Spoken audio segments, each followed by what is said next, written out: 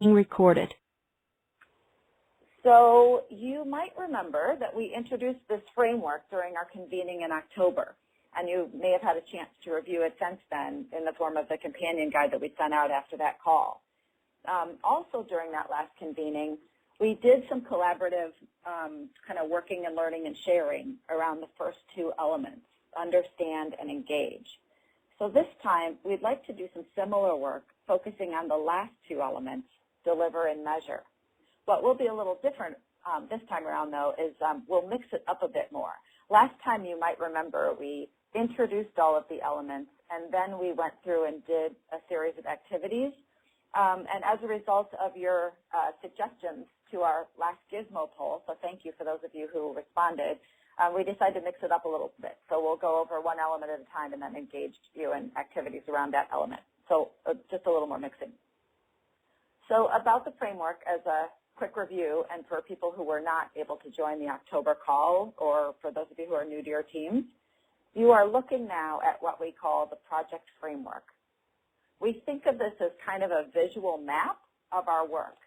It serves as a guide to our shared assumptions and values and practices and the work we'll actually do, and provides kind of a common language for the EBE initiative.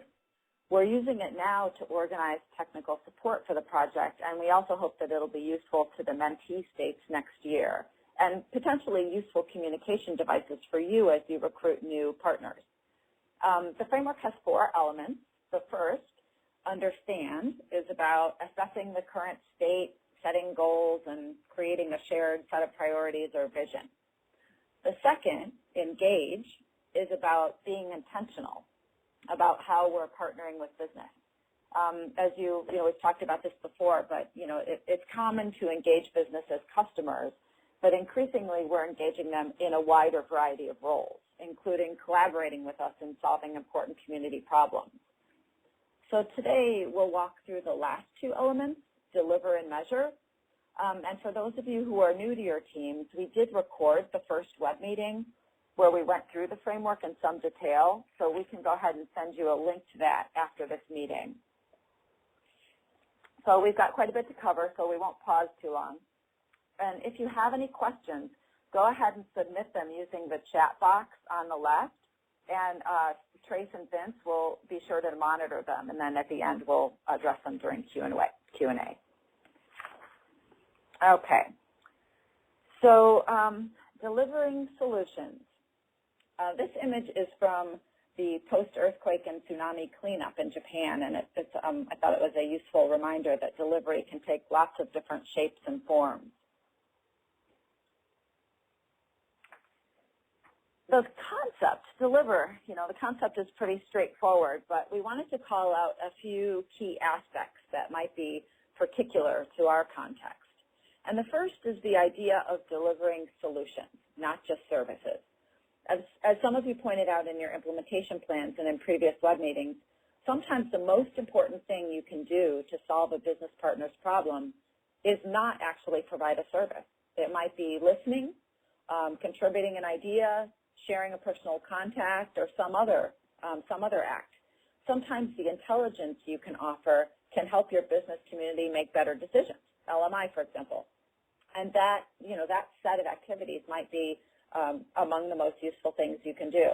So the idea here is that we can move beyond designing, marketing, and delivering services to really emphasizing the full range of things that we can do to solve our business partners' most important problems. Sometimes the services alone are enough, but often it takes more.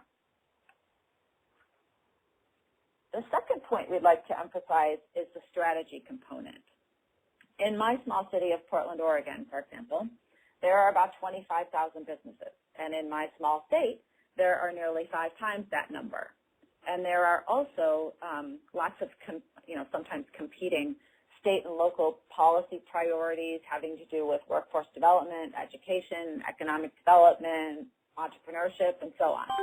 That's where strategy comes in. Figuring out where your particular team's unique contribution is, how that compares to the trends and needs amongst key industries and firms in your community, and then setting priorities. In other words, determining who you're engaging and why. This is what strategy is about, and it's something many of you emphasized in your plan and in our subsequent chat and poll feedback. We spent a lot of time during our October call on the idea of adding value, so I'm just noting it here on our list, but we won't spend time on it today. The simple idea is ensuring that whatever we deliver reflects our unique value, the value we bring to a partnership in a clear way.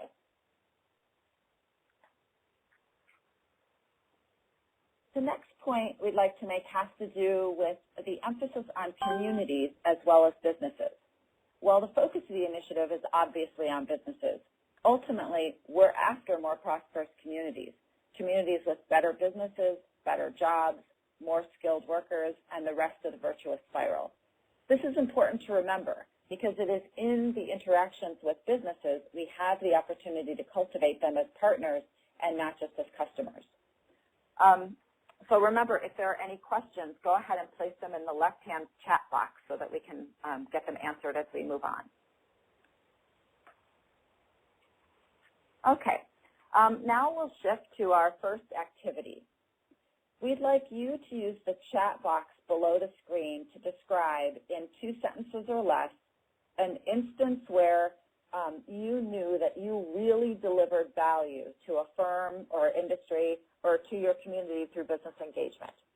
There are a few guiding questions here. What did you do? What was the value? And how did you know? If those are useful, go ahead and use them, but otherwise just ignore them. But the idea here is to elicit from you a short description of a time when you knew you really delivered value to a firm, industry, or to your community through business engagement.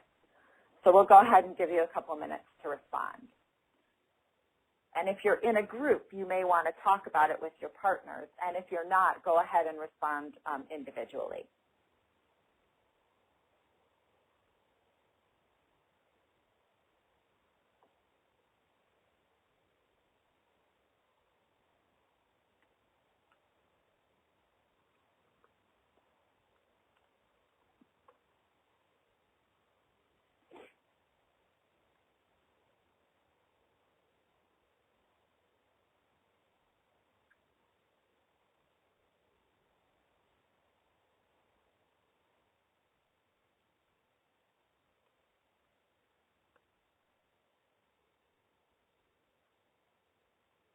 Okay, responses are starting to come in. Had a job fair. Another job fair. These are so it looks like some of you find job fairs to be low cost but high impact activities.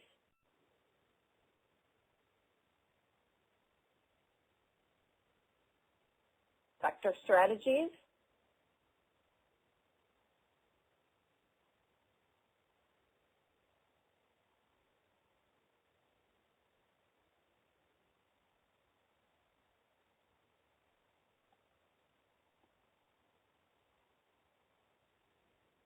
There's a layoff aversion strategy.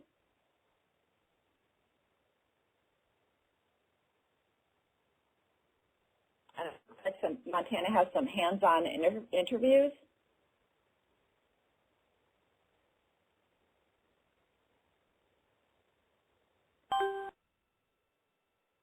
A community meeting for new businesses. So facilitating business-to-business networking and hearing.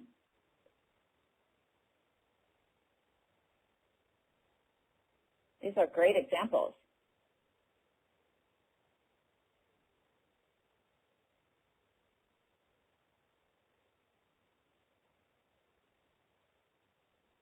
So it looks like job fairs are quite popular and well attended, and businesses see a lot of value in them, but there's also quite a range of things that you're all doing, some having to do with supporting new businesses and community partnerships, some directly with placement and training, some with layoff aversion. These are great.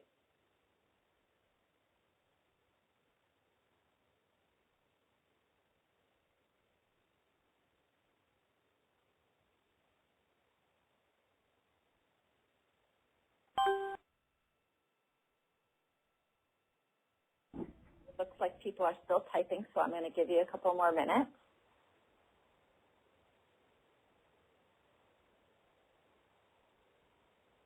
Thanks, Christine, for the specific information related to Hurricane Sandy.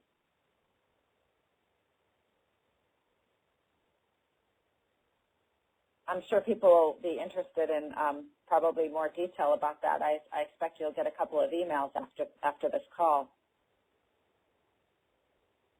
More layoff version.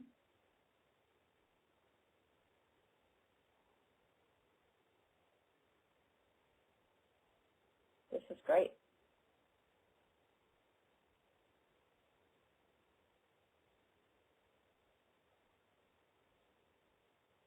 So this is terrific. Some of these are regular engagement activities.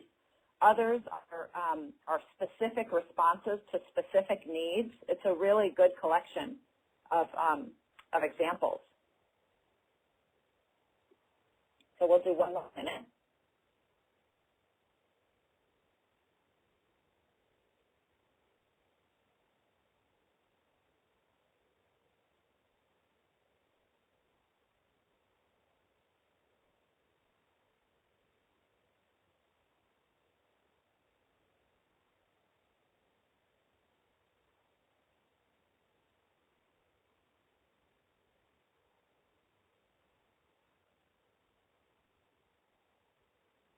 This is great. Okay. Well, thank you. That's really useful. I'm sure we're all going to be eager to go back and take a look at the chat and process it more deeply. Now we're going to move on to our first poll.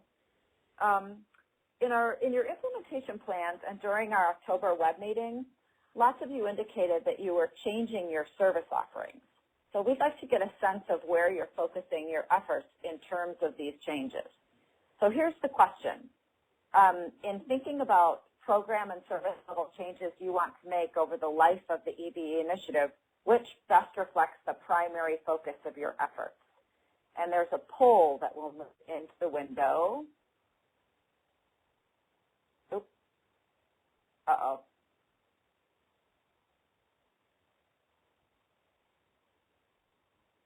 Trace, do you see the poll? I think we may have lost the poll. So let's instead go ahead and use the window below. So if you could indicate in the chat window below, okay, some people see the poll.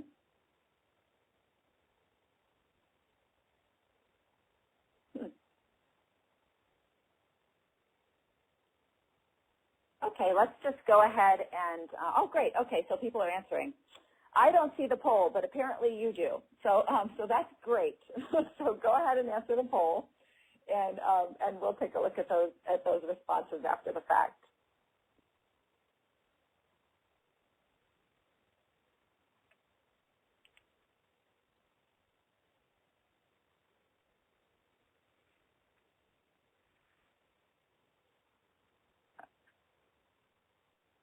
Okay, and if one of my colleagues could let me know when the poll is complete, it would be great.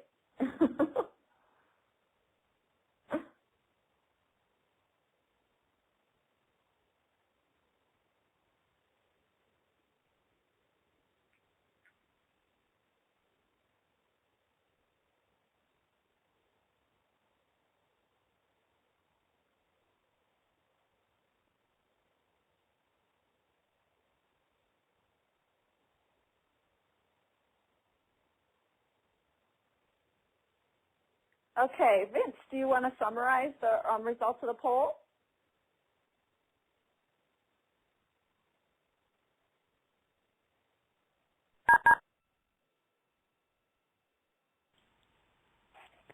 Who?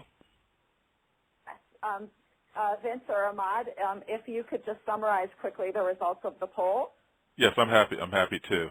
So we have 40% that says that they're improving their existing services. 30% say that they're connecting to existing services, and 23.33% say that they're designing or developing new services, and we have about 6.4% that says other. Perfect. Okay. So let's move on to our next chat, which has to do, it's kind of a follow-up to the activity that we just did. And let's take these questions one at a time. When you think about, let's take question A first. When you think about the specific services you want to improve, which services rise to the top and why? Go ahead and use the chat window below, and don't forget to indicate your state if it's not already indicated in your login. So we'll just give you a quick minute or two to go ahead and do that.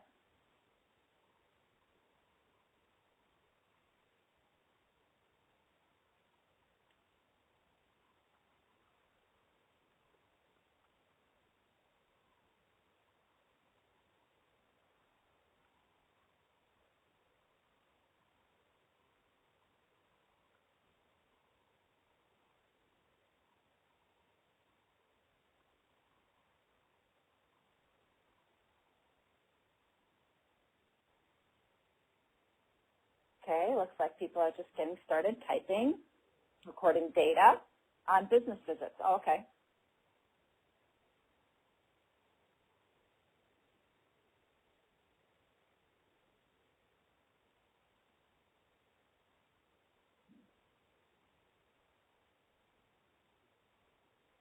It looks like there's some efforts to make business services more consistent.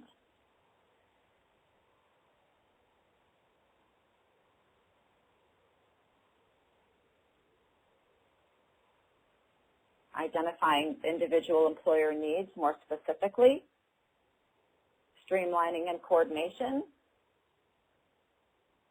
matching job candidates, access to information and resources,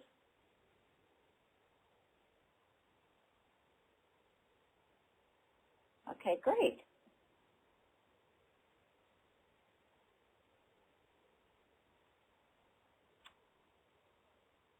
All right. I see some of you are still typing.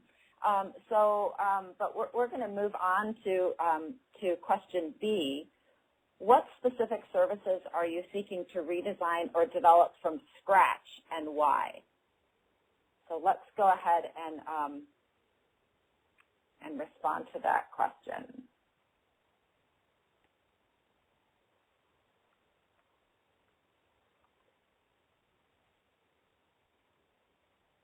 Online services, okay? The eligibility process. In quotes, we know what that means. Everyone is looking at Larry's message thinking, I know that eligibility process.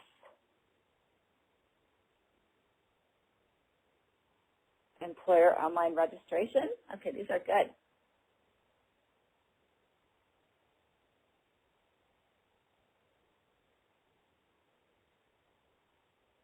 Forecasting.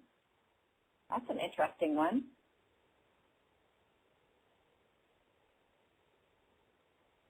Online training for staff. These are great.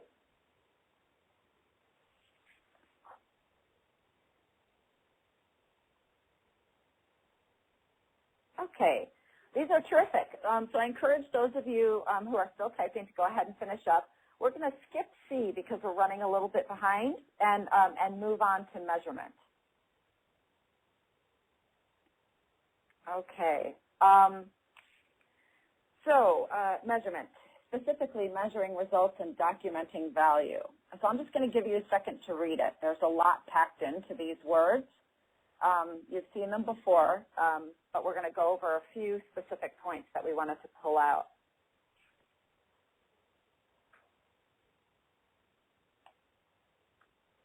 So first, and at the risk of stating the obvious, we know that for some of us, the idea of measures, performance measures, ROIs, et cetera, can sort of taste like medicine.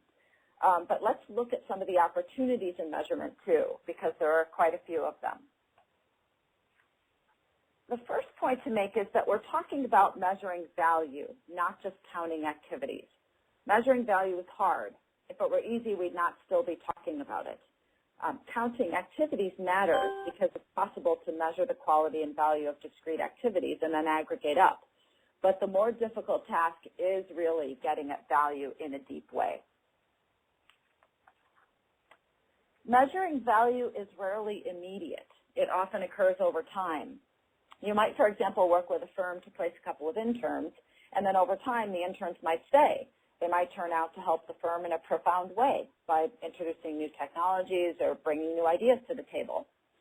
Similarly, the kinds of problems we partner with the private sector in solving are complex. Post-secondary attainment, high school completion, growing new clusters, poverty, and so on. The value brought to these issues through employer partnerships is rarely evident in the short term. So it means we've got to document it all the way along, likely using new and different techniques than we're used to, video interviews, for example, alongside more traditional customer satisfaction surveys and wage record comparisons. Finally, if information about the value you generate is locked in an Excel spreadsheet or a data table, it's not really all that useful to anyone. So figuring out ways to communicate value can matter as much as measuring the value in the first place. So let's do a little sharing about measurement. Nearly every one of the implementation plans named measurement as a real challenge and one that the teams are working on. So we'd like to use this poll to get a sense of where most of you are on the measurement question. And if I could ask Trace to move the poll in, and maybe I'll have more success in seeing it that way. Great, thank you. And then let's just go ahead and respond to the poll by clicking the radio button. Trace, can you stretch it out a little bit? Thanks.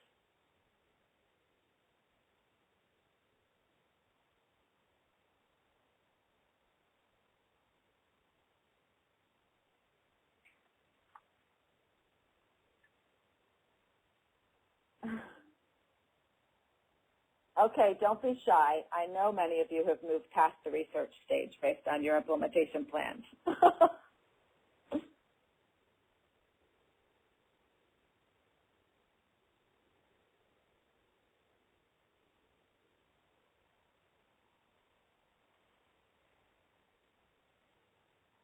Okay, great.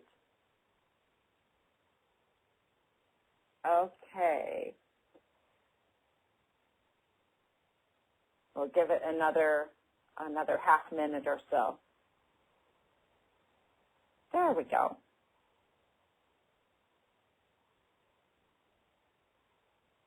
Okay, great. Trace, if you wouldn't mind moving that poll back, that'd be great. Terrific. Okay. So now we'll move on to a chat-based follow-up to the poll we just finished. If you are beyond the research phase and responded B, C, or D, and that's a little more than half of you, use the chat box below to describe your approach in a sentence. And please remember to include your state affiliation in your response.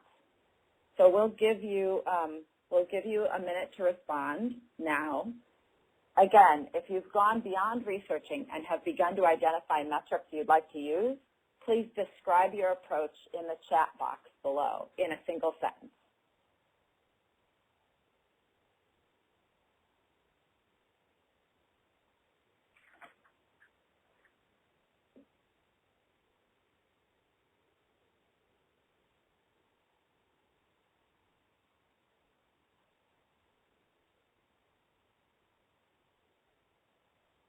Okay, I see Karen and Carrie are typing.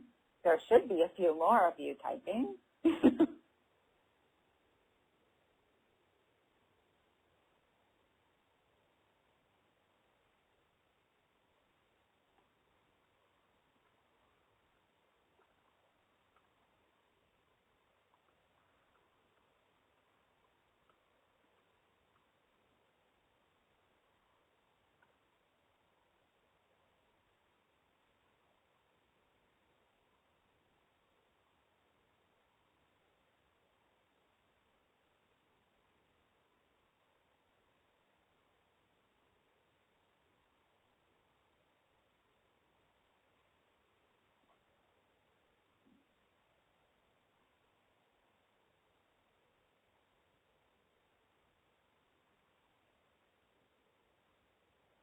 Thanks, Dave.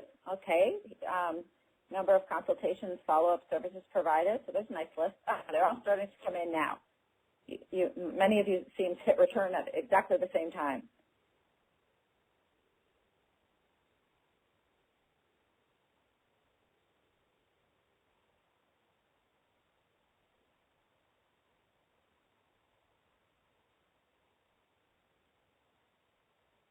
Okay, that's interesting too. Massachusetts has a measurement committee. We didn't really talk about the structure of sort of who figures out measurement, but that's an interesting piece of information.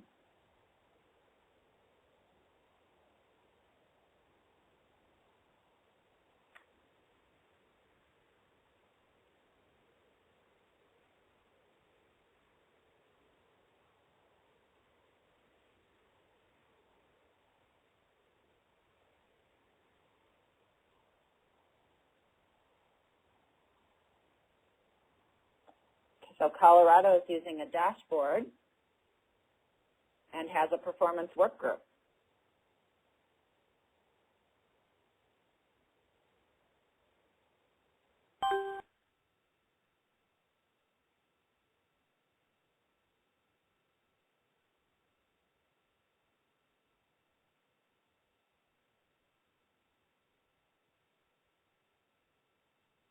Great. Okay, so it definitely looks like this is an area of where considerable work is happening. So undoubtedly, this will continue to come up as an area of emphasis in our web meetings going forward. So thank you so much for your contributions. We have just one last chat activity around measurement. And on this one, we'd like you to go ahead and contribute in the chat window below the most important measure or indicator you've considered or started using to tell whether you're delivering real value to your businesses and communities. So this could be, it could be the one that you're really trying to get at and you haven't started collecting yet, or it could be something that's really working. And in particular, for the team that answered D, the Eureka, we found the right measure, we'd really like to hear from you on this question. So if that team in particular could indicate their Eureka performance measure, we'd love to know what it is.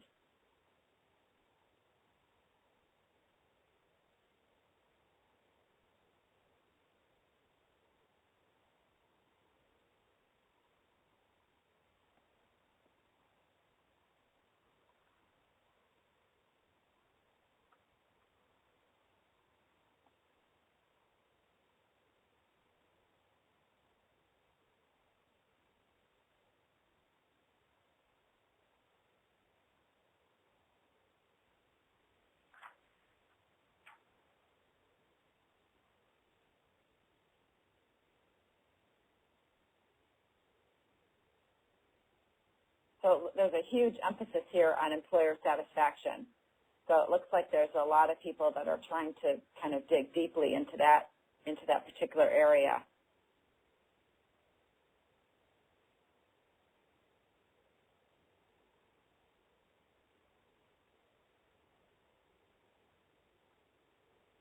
And Carrie's group is trying to figure out how to measure partnerships, the quality of partnerships, along with employer satisfaction.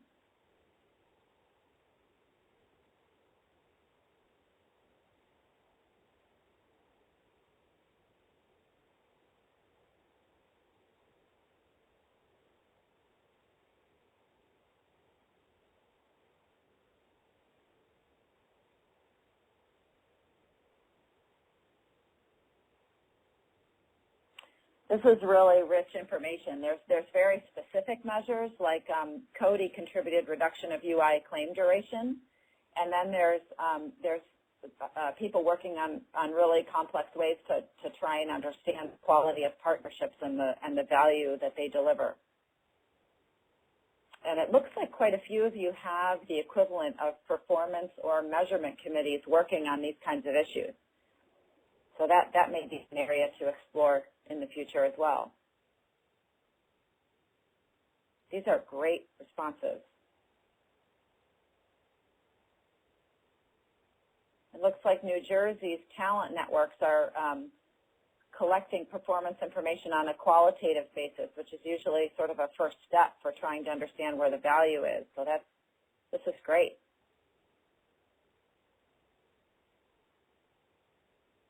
And then the percentage of businesses using the system, using the public system.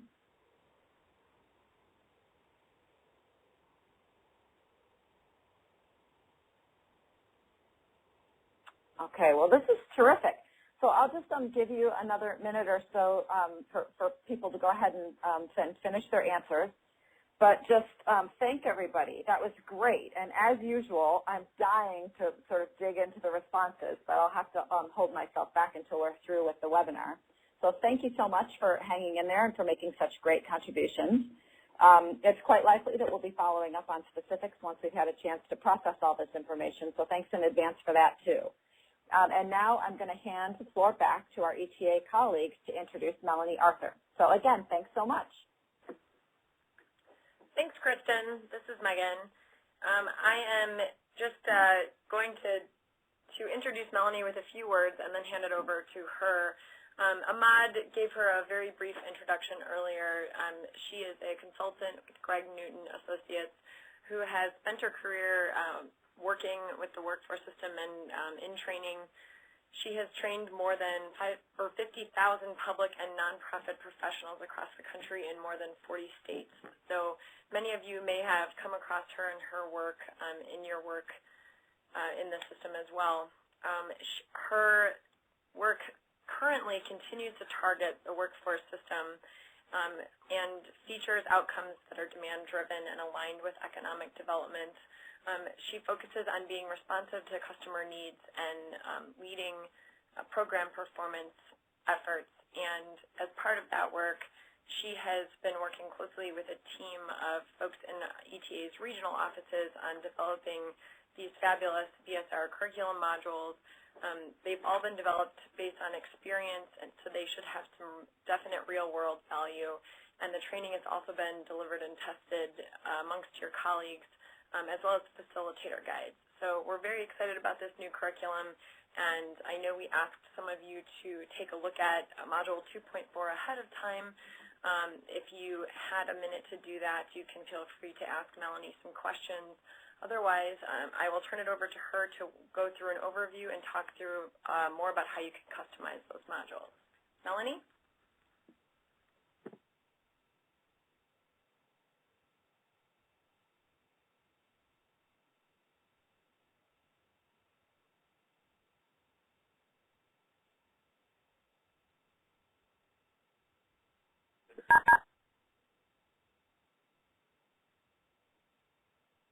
Melanie, have you joined us? Melanie, can you hit *6?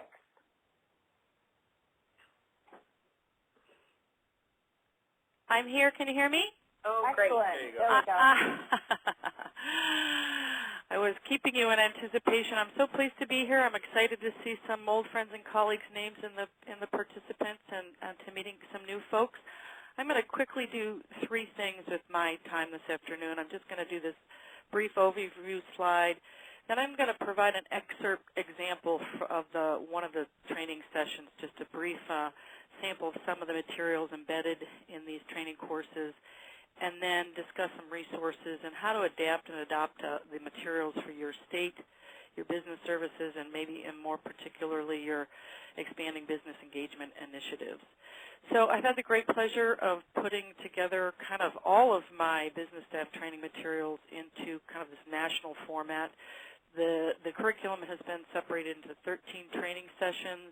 In a slide coming up, I'll give you an overview of the major themes, and there is a slide, I think it's number 45, attached to the presentation that lists the sessions individually. And the major objective here was to increase, expand, and improve the capacity of business services staff. I got to work with the Texas Workforce Commission and business service representatives across that state and the Utah Department of Workforce Services and their business services teams with funding provided for USDOL, primarily to make sure we could have a national product that we can export. And I got to work on the curriculum, present a series of webinars, and spent a lot of time writing facilitators' guides. So let me go to kind of a distinction. We are talking about a session entitled Collecting Information and Ensuring Business Satisfaction. So somewhat relevant to the topic of discussion and chat you've already been having today. And this is just one of the sample slides from that session. And it was talking about kind of introducing what to assess with businesses, what information and what data to collect. Not a very unusual list on the top of the slide. Kind of discussed while we were in this training session the points in a cycle of service delivery or a time cycle that you might do an assessment, assessing services, assessing operational components, what's needed.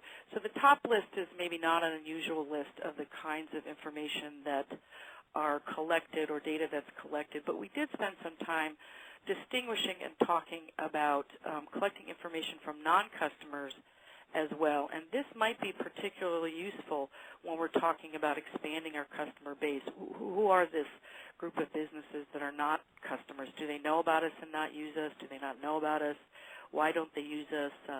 What's needed in terms of service delivery, either by the service itself or the delivery method, maybe asking preferred ways to learn about. So this is just a slide that introduced kind of the overall section. And the session goes on with pages on surveying, online polling, focus groups, and resources for using all those methods and techniques for collecting information. In addition, we talk about not just collecting the information, but ensuring that you do some analysis on it and really using the data to make a change in your service delivery. The next few slides are introducing a tool that you may be unfamiliar with or you may have used, and if you had, we'd like to hear from you on it. But based on one of the common themes in the Expanding Business Engagement Initiative grants, sort of how do we determine the value of services to businesses? So this is a resource that was created a couple of years ago, and there are some features of this tool that I wanted to point out, why I like it and why I want to make people aware of it. It's a product of a collaboration from workforce development leaders and employers convened by the Aspen Institute, and they pulled this group together to design a business value assessment tool specifically for workforce development organizations. So it includes general guidance and instruction for using a set of tools that they developed to measure the value that workforce development organizations deliver to business clients. And they came out with some reasonably and fairly estimated measurement techniques. Let me just point out a feature of the training for you down here in the corner. So throughout the materials, when a resource, a tool, a website, a report is referenced, there's always at least the text for the link, if not a link itself. The facilitators' guides tend to have the links hyperlinked. But this is just a feature of the training that helps you access what's being talked about in the training. So one of the major amounts of time and outcomes of this group is that they were looking at the overall question, do workforce services improve the skills of the workforce? And through their dialogue and conversation with businesses, they drill down on these particular questions that are a framework that cover the primary ways that businesses seek value from workforce services. So do workforce services help retain and expand a qualified workforce? So, going beyond, do we place people? Do they contribute to the quality of the business, its product and service specifically? What are the costs to businesses in participating in the programs? And what turnover costs do workforce services help businesses save through retention and improved workforce? So when we're making quality placements and these new employees are retained, what kind of impact does that have on the business community? So let me just describe the tool briefly for you. It exists in 3 parts. One of the things I like about this tool is that it's a full process tool, and it impacts kind of the initiation and the design of a project that you are undertaking or services you're undertaking with businesses. It is useful through implementation, and then it definitely creates some resources for you to use on the outcome measurements. So the upfront section of the tool is planning your business value assessment. It has worksheets that you work through with the business customer to really be clear about the project that you're designing. And then there's 2 resources to use, an Excel tool that is based on findings from the pilot. It encompasses employee and cost information that typical business clients would find meaningful for assessing the value results from the service. And it also includes and talks about using questionnaires when more qualitative information is required, comparative performance opinions, evidence of soft skills, knowledge and abilities, satisfaction with outcomes. So there's 3 excellent pieces in the handbook that you can use.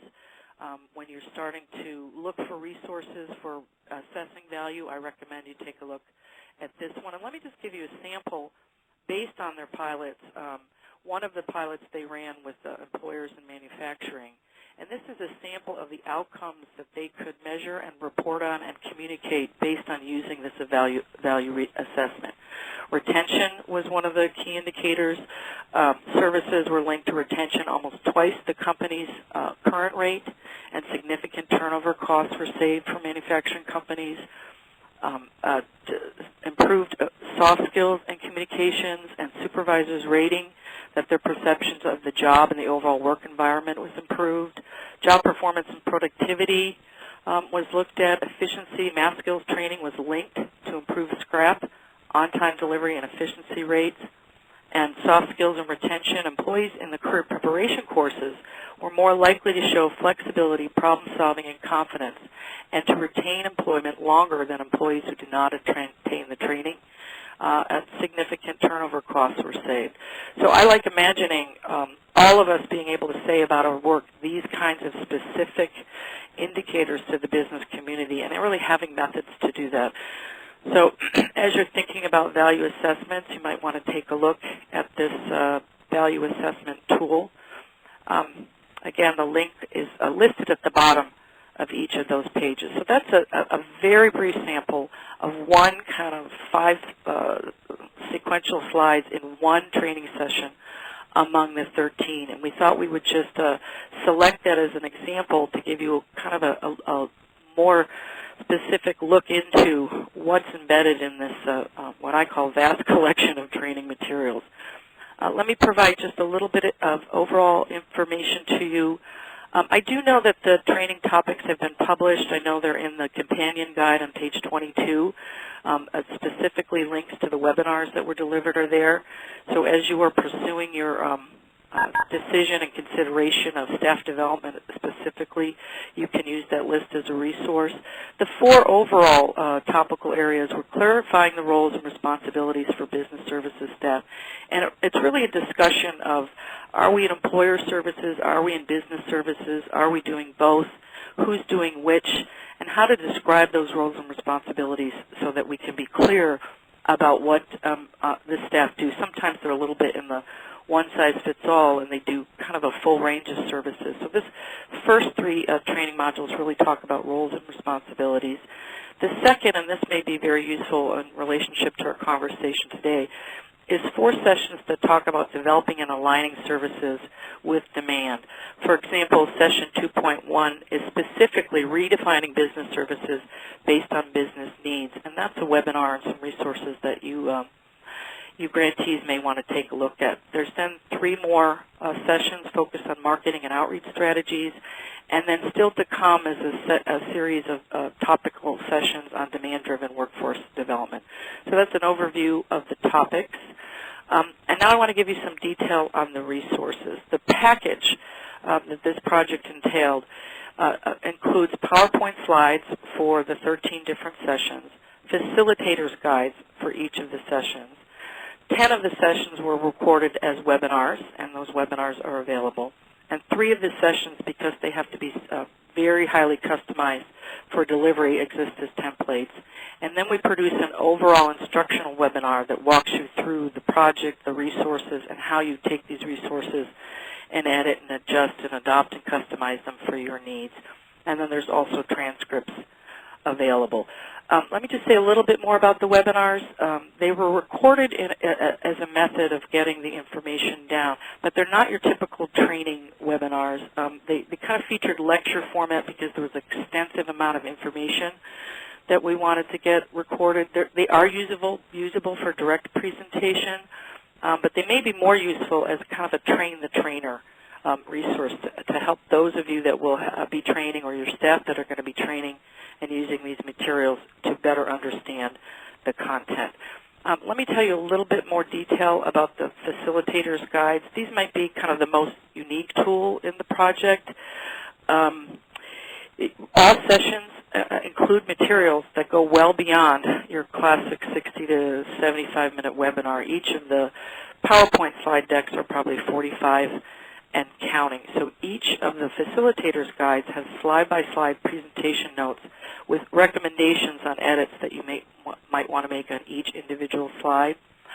Let me back up to tell you we sent out samples of the facilitators guides to an ad hoc review committee from 7 different states and had them watch a webinar and then read a facilitator's guide. And we got some pretty positive feedback on the usability, the content, and the formatting. As a matter of fact, you might hear later from Kay Strayer in Montana. She was one of the individuals that gave her of her time to do that for us to make sure that this was a resource that was very usable and adaptable for you folks out in the field. Each of the slide notes has sources, if there's a report or a webinar used or an article, and in many cases additional online resources are included to supplement the trainer's knowledge. Suggestions for training activities, when to stop and hold large group discussions, what kinds of activities you might want to hold during a webinar are recommended. And each guide, it's repeated, but each guide includes about 10 pages of preparation tips and guidelines for going through the materials and customizing them and adopting them to objectives and audience specific in your state training plan. So your critical role, if you are the trainer, or the trainer's critical role, is taking this vast resource of materials and transforming it and editing it based on your needs.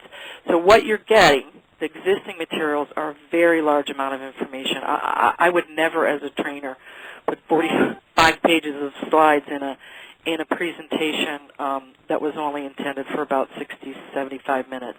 But the reason they're so dense is there's a variety of organizational structures out there.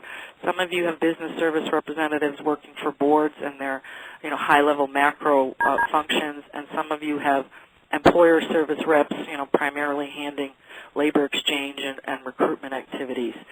We're trying to address a national audience in the webinars and the training curriculum, so it's not unique to any particular region or geographic area or specific demographics or employer statistics. A broad continuum of staff experience, so some of the materials is really trying to talk to the beginner employer reps or the beginning of creating a system of having employer representatives, and some of the material is addressing business service reps that have been doing this for 20 years. And the webinars themselves were essentially non-interactive, primarily for recording purposes. But you're taking that resource and transforming it based on your specific situation, objectives, audience, and format, and certainly adding in activities for both learning and application of the materials to meet your needs. So that's kind of a quick overview. I talked quickly because I wanted to get through the material and then pause. One of the things we want to make sure is, because the materials are fairly extensive, that we create a process to be available to help you navigate through the curriculum. So, for example, if you have a question, does your training cover X? I can find a way to help everybody with that type of question. Say, yes, it's addressed, it's in this session, and I recommend you do this session before and after as a continuum of training. How to combine sessions is the kind of conversation we might want to have. The delivery options, how best to get it out to business service representatives who are typically spread across fairly large states, discussions of types of activities that you might want to add to enhance it, turning more into a learning environment instead of just the curriculums available, and how to help trainers do that. So I'm going to stop now. I put a lot of information out there fairly quickly, and I'm open to discussion or question. I know some folks may have had a chance to look at the 2.4 collecting business information and ensuring business satisfaction webinar, or any other kinds of questions that you might have about the training resources that are available through this project. So I guess we're going to have you use the pod that's below the slides. And I am open for question, dialogue, discussion. And Kay, if you want to comment on your familiarity with these resources and let your colleagues know sort of your take on them, that would be great as well.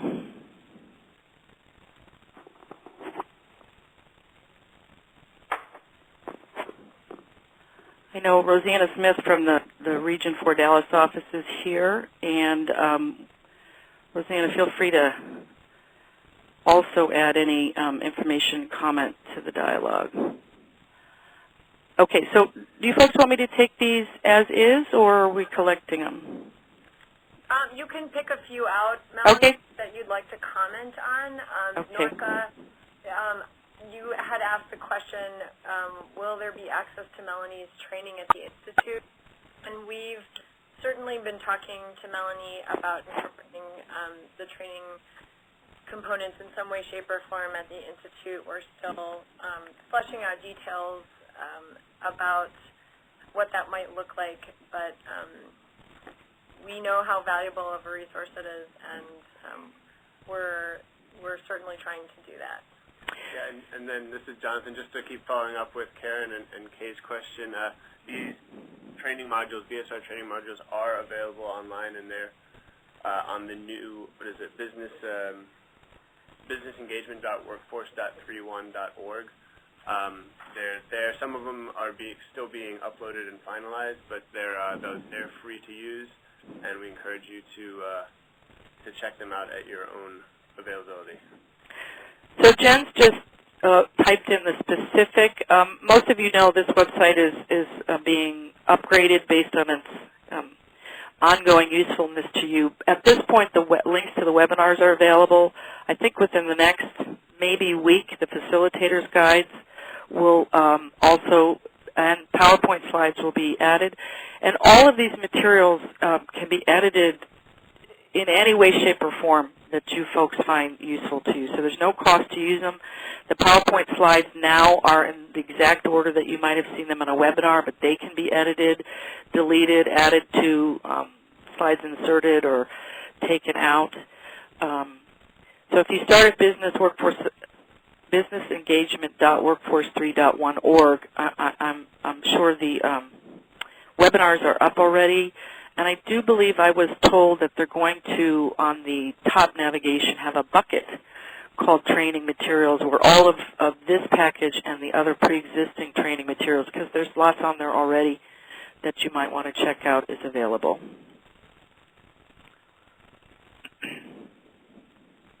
Okay, so Jen's confirming.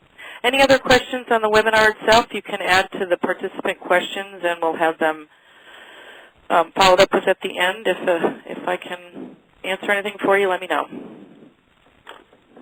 All right, yeah, great. Everybody, if you have questions for Melanie, we encourage you to enter them into the chat box there. And as Kay and Ken are presenting, Melanie, perhaps you can answer their questions via the chat there. Perfect. Okay, in that case, we are going to move on to the next slides here. We have Kay Strayer, from the EB team of Montana. Kay is with the Montana Department of Labor and Industry, and she's also the Wagner Pizer and Business Services Program Manager. And we've invited her to share her business engagement experiences with you here today. So Kay, when you're ready, you might need to hit *6 to unmute your line, but take it away when you're ready.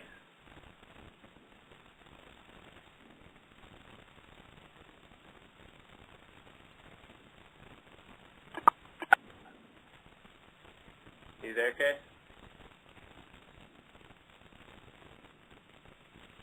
You might have your phone muted. It's *6 to unmute.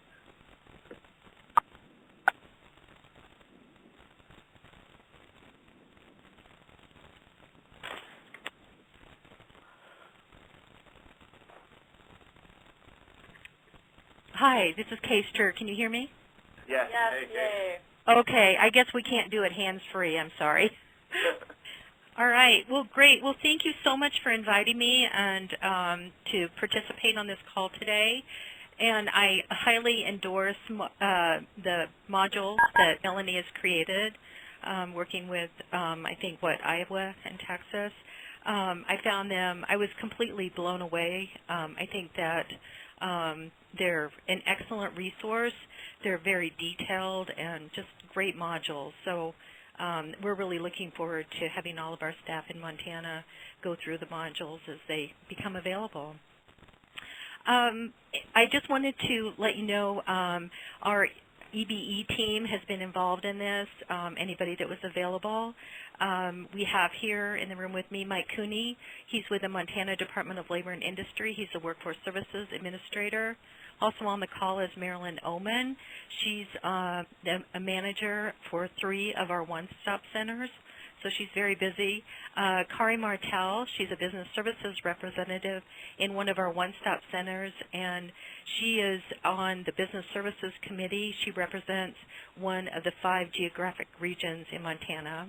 Also Pam Schneider, she's the Director of Human Resources for Montana Rail Link. It's a commercial and rail system here in Montana. And Nick Kuyawa, he's the President of Kuyawa Development, LLC, and he's a member of the Governor's State Workforce Investment Board. And Joe McClure, he's the Executive Director of the Montana Business Assistance Connection, which is an economic development organization here in Montana. And Ahmad, you referred to the photo that my slides are on, and I chose that, especially with Trace in mind, because we talk about Montana sometimes. And that is Paradise Valley in Montana, which is in western Montana. And honestly, Montana is that beautiful. And Ahmad, anytime you'd like to come out and visit, we'd love to have you come out. So just to go ahead and start through, I'm going to be talking about some of the services and resources that we have for businesses, our staff training to support the delivery of services, and the goals that we have for this particular initiative. So if we can go on to the next slide. So first of all, the services, a lot of these services are probably very similar to what you have, but I thought we'd go through some of the primary services that we offer. First of all, of course, we have staff-assisted option for employers or businesses to post job openings with us, and we can search our database for people, qualified applicants that are registered with us, or our businesses have the option of using an online self-service system that we've worked pretty hard to make very user-friendly, and staff is trained to be able to assist the businesses if they have any problems. Next, the BEAR program, Business and Expansion and Retention Program. This is a free program that pulls together local business and community leaders to form a volunteer assessment team. The team is trained in the assessment process and in interviewing, and local businesses who request the confidential assessment will be connected to state, area, and local resources that will assist them with identified needs and issues. And through this program, many businesses receive small business loan funds and or incumbent worker training dollars. Next, we've got the on-the-job training program, where our staff assess transferable skills and assist businesses in setting up individual training plans. Wage reimbursement allows the workers to immediately be hired, trained by the employer, and retained after the training is completed. In addition, for employers, we have customized training. Businesses may request customized training in various aspects of employment law. In some cases, we have businesses that are found to be in violation of some human rights situation, and the determination involves the employer receiving training for their staff, and our staff is trained to provide that training and provides it at no cost. Another resource we have that is popular with business is our Prove It testing program. We have a subscription to Prove It, which allows business customers to access over 1,000 different tests. Also, the tests can be customized and are commonly used as a screening tool or part of the interview process. Next, some of our online or hard copy resources we provide. On an annual basis, we provide employment law posters, the big 5-in-1 poster for businesses. We, and of course, use USERRA and other required federal and state postings. We put out a press release probably every 6 to 9 months to allow employers to know that they don't have to pay the high cost of purchasing new posters every 6 months or whenever there's a change in the law. We also have a model employee handbook and employee cost turnover that was shared with us by the Wyoming Workforce System. We work with employers on ensuring that their employment applications are legal and don't ask any discriminatory questions. We provide resources for background checks and a behavioral interview guide. So the next slide, please. As far as our staff training, we take our staff training pretty seriously to help support the delivery of our services. We have an annual business services conference that's open to all staff and management, and generally the focus is on common employment law issues and incentive programs that are available for employers so that our staff and management can go back and share those programs with our employers.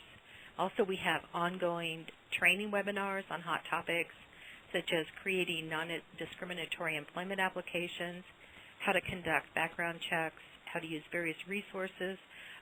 We subscribe to hrlaws.com, which allows us, it gives kind of current issues that are going on in the state as far as employment law violations, and provides a lot of forms and other resources that we can share with our businesses.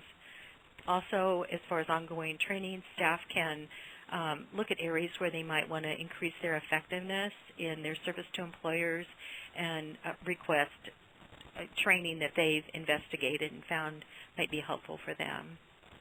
As far as our EBE goals through this initiative, on the next slide, it's a little bit different than the slide I submitted. We brainstormed this week and really came up with things that were a little bit more concrete and attainable, I think. We, in creating the initial proposal, it's more kind of 10,000-foot level, and we wanted to redo what were our goals to make them something that were actually attainable. So our first one is to assess and identify business needs. We're going to do that by, we're looking at a variety of surveys, also focus groups. We have quite a few captive audiences. We have job service employers committees and community management teams from a lot of the communities. Also, the statewide and local SHRM organizations, which our staff is involved in. Also, we want to expand our partnerships with economic development, community leaders, chambers, SBDC, education, commerce, Secretary of State, and veteran services, and look at workforce development needs of employers. The second overall goal or expanding goal is we want to develop a strategic plan and look at the partnership we have with stakeholders, prioritize our services, and establish more consistency with our services. We have a lot of small offices and some large offices as far as our one-stop centers, and so there's really a variety in services that are being provided. We also want to identify challenges with services that are currently being provided. Specifically, are we providing what the businesses want, and do staff understand what they can provide, where they're not crossing the line as far as giving too detailed human resource information on specific issues. Also, we want to consider in our strategic plan developing some type of sort of an online wizard that can be accessed by business and staff that would be a business resource guide so that business and staff are aware of all services that are available to them. Also develop a formal marketing plan and that looks at social media options, business resource guide, newsletters, and e-blasts. Number 4, staff training is something else we're looking at, possibly for this wizard we'd like to create, and the annual conferences, and definitely make Melanie, the training module she's been working on, a requirement. And finally, we're still looking and struggling with how to measure the outcomes and to make sure that we are truly value added and meeting our business customer needs.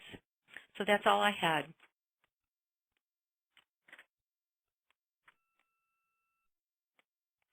Great, thanks, Kay. I'd like to thank you and your team for putting that presentation together for us. And if anybody has any questions for Kay right now, if you want to enter them into the chat box there, Kay, perhaps you can take a crack at answering them as they come up. Let's see, we're going to move along quickly here. I'll turn it over to Ken Messina from the Massachusetts team. Ken is the Rapid Response and Business Engagement Manager in the Division of Career Services. So Ken, when you're ready, again, with *6 to unmute your phone, take it away. Hello, this is Ken Messina. I want to thank the U.S. Department of Labor and SPUR for allowing us in Massachusetts to present our business engagement model. I first want to give kudos to all of the Massachusetts team that's on the line right now. We have Marjorie Good, who's business services rep, but also heads up the Merlot group, which is the group of all of the business services reps from across the state of Massachusetts, basically collaborating and sharing information. They meet every month. It's an excellent venue for sharing information among business services reps throughout the state of Massachusetts, as well as the Rapid Response team. Jeff Turgeon is also on the line, Workforce Investment Board from Worcester, Massachusetts. Andrea Kingman, business services rep out of Brockton, Massachusetts. From the Rapid Response team, we have myself, Norca Disla-Shannon, Joe Mello, and Elaine Joyce. Those are the folks that are on the line right now, but we have a full array of folks that are on our advisory board, which we have also put in place. I just want to open by first saying that in Massachusetts, I've heard a number of things from the different folks that have presented and all and everything. We do a lot of the same initiatives. You know, we have a lot of our business focus groups that we meet with. We meet with businesses every day, especially working on the Rapid Response team. You can just imagine we basically meet with multiple businesses daily, you know, so we're out there talking to them, trying to find out exactly how we can increase our business services to them. The issue that we see here as far as expanding business engagement is really connecting all the dots. The problem that out there is that there are so many different agencies and so many different services and so many different people coming at businesses from different areas that it's very confusing for them. So we're putting a plan together in Massachusetts to try to address that problem. The other thing that we see too is that, you know, it's also known not only in Massachusetts but across the country, 85% of most businesses employ 50 or less people. So you really have to get out there into the weeds and really talk to the folks almost one-on-one. We find that focus groups are great, but a one-on-one session with employers really goes a lot further, because you can actually get down to talking about what's wrong with the company, how we can help you out throughout your whole business cycle, and what services can fit in. Going down the list of things that we really need to do and that we're looking at in Massachusetts is we want to engage a larger portion of the business community in an effort to connect services and programs that will assist businesses throughout the entire business cycle. I think what happens is that, you know, we in Rapid Response interface with businesses every day as well as the BSRs, but we have economic development partners that are interfacing on another venue.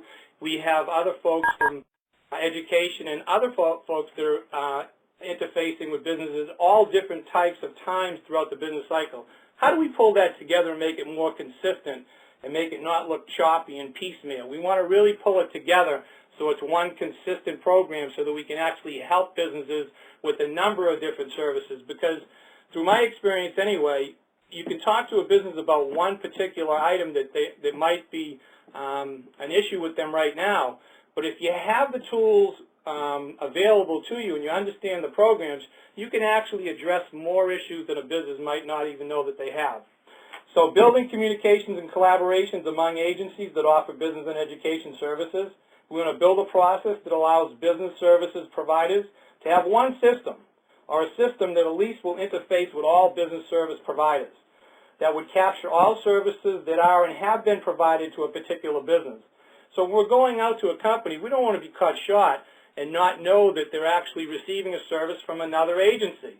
We want to know that prior to going in and have that collected so when we go in, we can actually help that business in a more well-rounded fashion. We want to cut down on the duplication of services and cut down on the confusion to our business customers. We want to train our business service staff and representatives on all available services and an understanding of how business can fit the need. What we did in Massachusetts, our rapid response team pulled together and we actually designed a program called LASER. We identified 433 programs represented by 206 agencies and organizations that provide services for businesses. Now, don't you think we ought to be able to pull that together and make it a little bit easier for our business partners out there? And that's what we're trying to do. This particular system that we've worked on actually does quite a bit of that. We want to train all our business services staff on all available services, and that goes to the tool that we developed. We want to develop a consistent marketing plan and marketing materials for all business services and those agencies that serve businesses so they can be offered in a consistent manner. I'm working right now with the Executive Office of Housing and Economic Development on a small business portal. It's a one-way in system for business that can connect them to all the different services throughout the state, whether they're economic development, whether they're workforce development, whether they might be an education issue, you name it. Basically, it's going to be a one-way in, a business portal that we're working on and designing right now. We're going to build systems to follow up that will keep business and relationships current. The issue that we have with businesses out there now is we all do a great job of visiting them when there's an issue, and then what happens with the follow-up. We have to design systems so that we can consistently work with those businesses so they become true partnerships, and then they'll call us when there's an issue as opposed to being nervous about calling a state agency or a federal agency. We really need to build our relationship up and build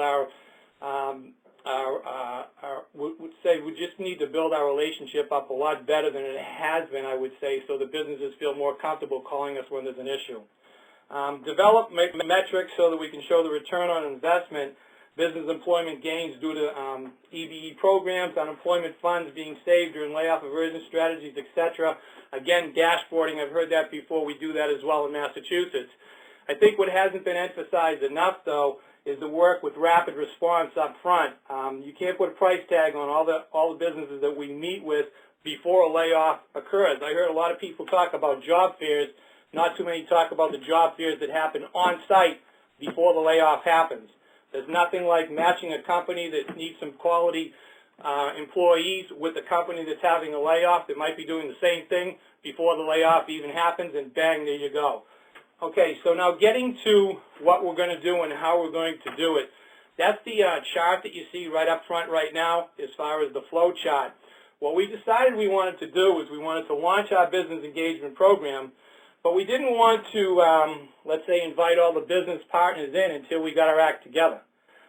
We had a series, and if you're looking on the chart right now, you see coming down the expanding business engagement, the advisory committee, you see the first, second, and third regional meetings.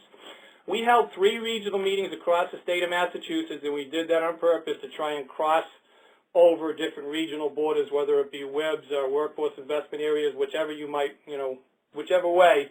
And we pulled them together and we invited all of our partners, whether they be workforce development, economic development, education, you name it. We were all in the room and we talked about business engagement and how we can better the business engagement process. We literally received 20 pages of notes in the first meeting, 18 at the second, and 19 at the third. It was hugely impressive. We had a lot of people adding feedback in and really talked about how that collaboration would work. We didn't want business at the table at that point because we want to make sure that we have our act together when we're launching this program. We've done that already. What we have done now also is we've designed moving forward. If you see the 3 boxes coming down below in green, marketing, communication, social media, we're working together, and these are components of all of the different agencies that provide services throughout the state of Massachusetts, whether it be economic development, workforce development, and businesses will be involved now at this point in education, pulling together a consistent marketing tool that everyone can use and it's not confusing to our workers out there, employees. And the next box is the Staff Training and Development Committee. That committee, again, housed cross the border as far as all the different agencies and working together on a staff training and development tool that will be certified, and we plan on probably developing the curriculum and running it through the community colleges. I would really like to look at the business services training component that was just marketed on or talked about on the program here. But what we need to do is we need to make sure that everybody that's engaging businesses out there is talking the same languages, understand the programs that are out there to try and help a business, because there's nothing like when you're working with a company and a company hits you with a scenario and you have an answer for it. And it doesn't mean that everyone has to be an expert at it, but it means that someone should know how to connect all the dots when that problem or issue comes up. The next piece is the Database Metrics and Tracking Committee. That committee is going to be working on systems, and we also, by the way, in 2007 launched a forecasting program where we've done some of this before. We have a business prototype that we're going to revisit where it actually connects all the different agencies and allows you to build a team around a particular company, issue, or problem, whatever it might be. It actually it allows you to look at when another agency's been in there offering services too. So we're looking at that as well as others. I heard a lot of good comments on tracking while we were listening to the webinar here, and we worked on quite a few ourselves with our Moses database and some of the other things that we're working on. But again, look to improving on that. Really, the nucleus of this program are the 5 green boxes down below. Okay, those 5 green boxes down below, they represent the actual regional operations teams. These are the actual people that are on the ground level that are talking to businesses every day. Those teams are going to be made up as a cross-section of all the different agencies that are interfacing with businesses. And if you can think about the 3 boxes up top, feeding into the 5 boxes below with marketing information, marketing criteria, marketing materials, staff training, training all of the people that are in the field, and also using that data metrics and tracking information to try and track everything that everybody's doing out at the different companies. We're hoping that we can get out there and engage more businesses. When we did our survey and we did our check, and not only in Massachusetts, across the country, we're lucky if we engage probably 20% of most businesses throughout the states, okay?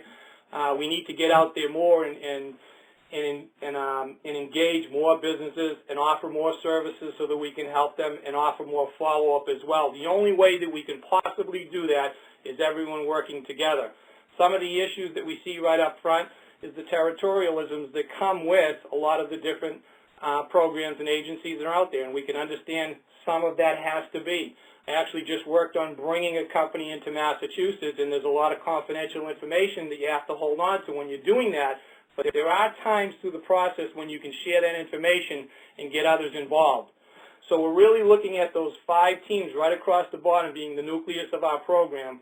All the folks right at the ground level, be it the WIBs, be it the one-stop career centers, the rapid response teams, economic development agencies and representatives out in the field, business partners, and education, all working together in each one of those modules, engaging businesses, talking the same language, not being confusing, making sure they're streamlining the services, and sharing information. That's our plan in Massachusetts, and thank you very much for asking me to speak. Great, thanks.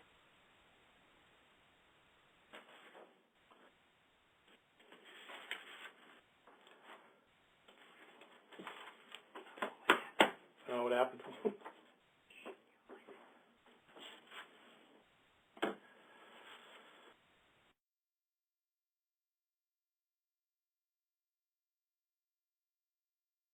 I'll start again just in case you couldn't hear me. Thanks, everybody. Thank you, Ken. for presenting there with you and your team. We're running a little short on time here, so we're going to move through the last few slides here really quick, but it just goes to show that between Ken and Kay, of all the great strategies that are already being developed by these state teams. So we really hope you guys get a chance to share with each other and continue with the peer-to-peer aspect of this initiative. So then moving on to the next slide, this is the resources slide you've already seen before. We just want to reemphasize that we hope you continue using the companion guide, which has the appendix of resources and links to the BSR training modules that Melanie mentioned. Following this webinar, SPR will be sending out a brief poll just asking what we can do better, a very quick poll for you to give us some feedback on. And if we go to the next slide, again, this is the complete listing of all the BSR training modules that will be available on the businessengagement.workforce31.org website under the new training materials tab. We encourage you to check them out whenever you can. There's a lot of material in them, and like Melanie said, they're all customizable to your own specific needs. So moving on then, we're going to wrap it up. Megan, we're going to talk about the checklist and the upcoming FPO calls. Thanks, Jonathan.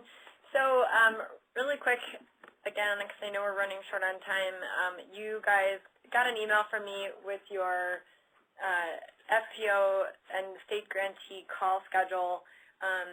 We really appreciate your understanding with how many calls we're trying to get through to be flexible and meet us at that time to discuss your team selection, some of your goals, other goals for the initiatives, identify some early successes, and have some more in-depth individualized dialogue on some of the challenges you might be experiencing.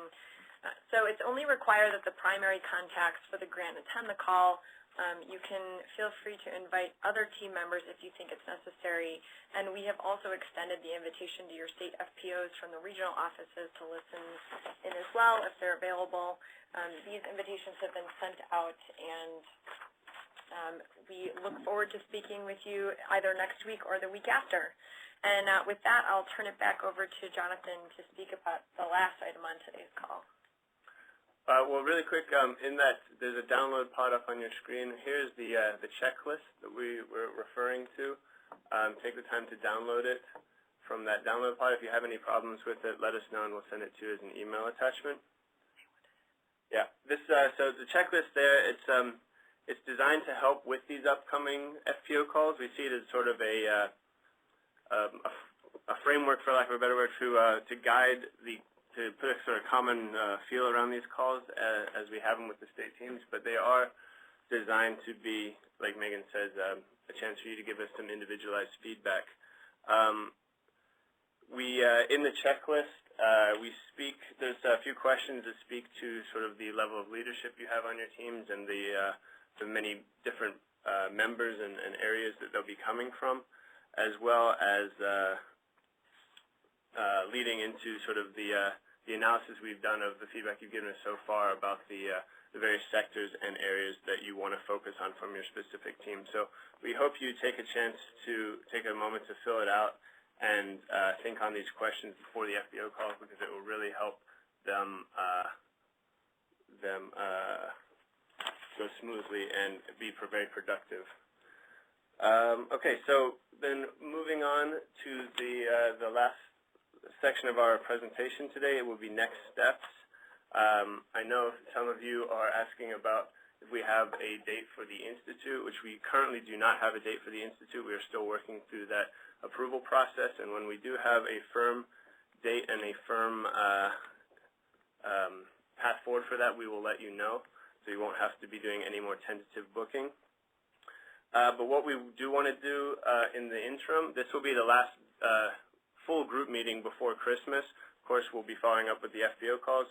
But over the winter holiday break here, we'd like you guys to continue your grantee momentum. We know you're still working on your strategic plans and expanding your business engagement activities. Please keep working on that. We encourage you to continue reaching out to each other and sharing your experiences and lessons learned. If you have any individualized questions that you'd like to ask, please don't hesitate to contact Megan or myself as your FPOs. And then if anybody, again, moving forward in the future would like to present in the mode that Ken and Kay did today, we'd be more than happy to give you 10 to 15 minutes on our next call to do that. So at that point, I think we'll just open it up to some Q&A, and Ahmad, you're going to facilitate that. So take it away. Great. Thanks, Jonathan and Megan. First, I want to thank everyone, Ken, Kay, and Melanie, for providing just a very strong, abundant amount of resources for this web meeting. So thank you very much. We would like to open it up for a question and answer Q&A. However, we do know that we've gone over the allotted time that we've set forth. So if any of you need to leave the line, we understand, but we also would like to encourage you to stay on the line because I think there's some good questions here, some of which are questions that are directly geared for peer-to-peer participation. So first question is, and please, this is a question for the states. This is a peer-to-peer question. Do any other states or regions measure their business usage and its increase year to year? And that's question number one. And then regarding staff training, has anyone developed modules that are based on industry sector specialization? So please use your chat box to answer those questions on behalf of the states. Please join in and help your colleagues get answers to those questions.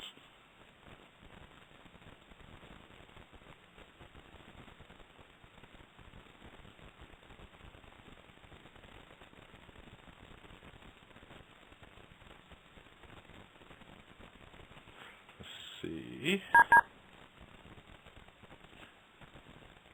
There's some typing going on here. It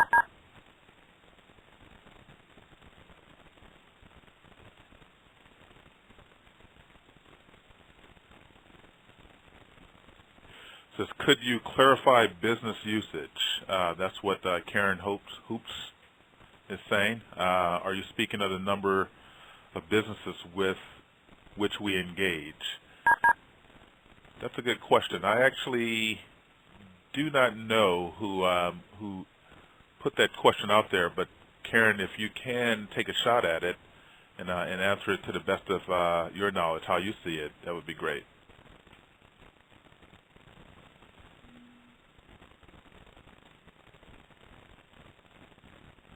Thanks, David. David says that we measure job orders and openings received every month.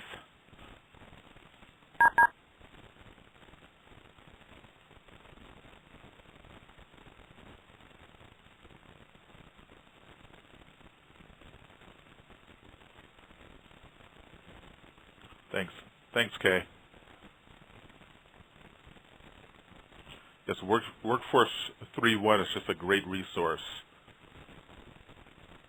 for industry sector strategies.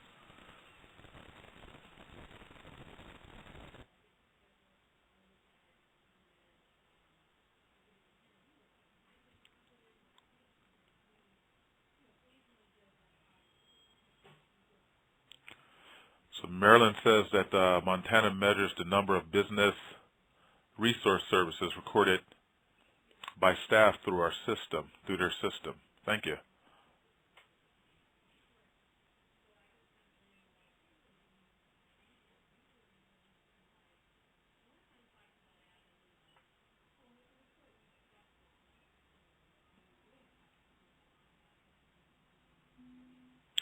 All right, we're going to give a couple more minutes, or excuse me, just perhaps a couple more minutes to Q&A, or if the questions keep coming, we're happy to stay here and get them answered.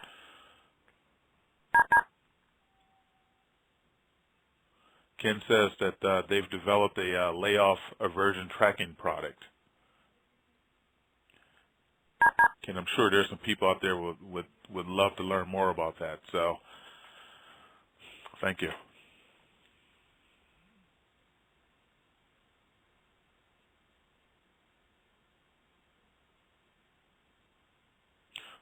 So Melanie says that there's a module under development.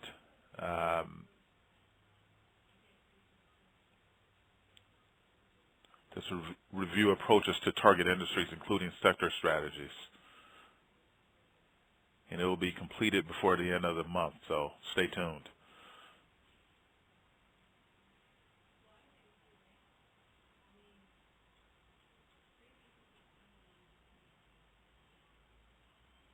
Thanks, Karen.